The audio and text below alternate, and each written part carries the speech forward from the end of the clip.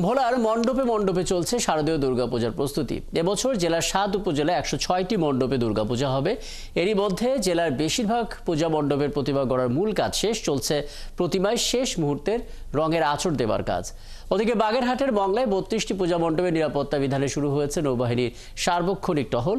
আমাদের সহকর্মীদের পাঠানো তথ্য এবং ছবিতে বিস্তারিত। হাতে আর মাত্র কয়েকদিন বাকি, তাই রাত দিন চলছে সাজসজ্জার ধুম।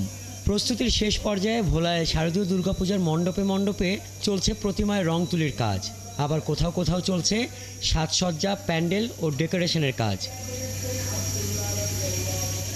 জেলায় এবছর ১০৬টি মণ্ডপে সার্বজনীন দুর্গাপূজা হবে। আগের বছরের তুলনায় এবছর প্রতিমা তৈরিতে দ্বিগুণ ব্যয় বেড়েছে বলছেন প্রতিমা তৈরির কারিগর ও আয়োজকরা।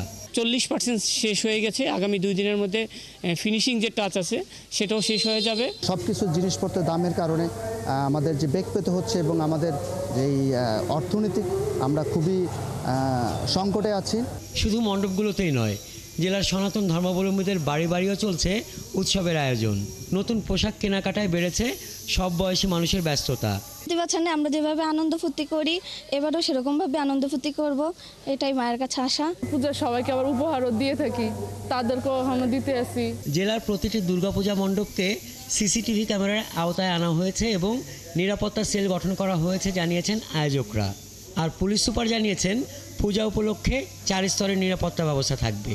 দফায় দফায় আইন শৃঙ্খলা বাহিনীদের সাথে আমাদের মিটিং হয়েছে এবং তারা আমাদেরকে আশ্বাস দিয়েছেন যে প্রতিবারের চাইতে এবছর আরও বেশি তারা আমাদেরকে নিরাপত্তা প্রদান করবে।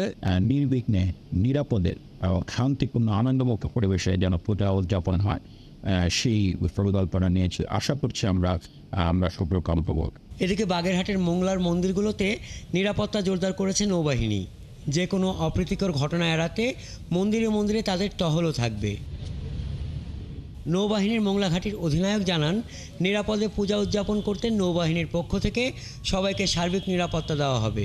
বাংলাদেশ নৌবাহিনী অন্যান্য সশস্ত্র বাহিনীর সাথে কাঁধে কাঁধ মিলিয়ে কাজ করে যাচ্ছে এবং আমরা অঙ্গীকারবদ্ধ যে নিরাপত্তা সঠিকভাবে এবং সুন্দরভাবে নিশ্চিত করে সবাই যাতে এটা উপভোগ করতে পারে। বাগেরহাটের মংলা উপজেলায় এবার 32টি মণ্ডপে পূজা উদযাপন হবে।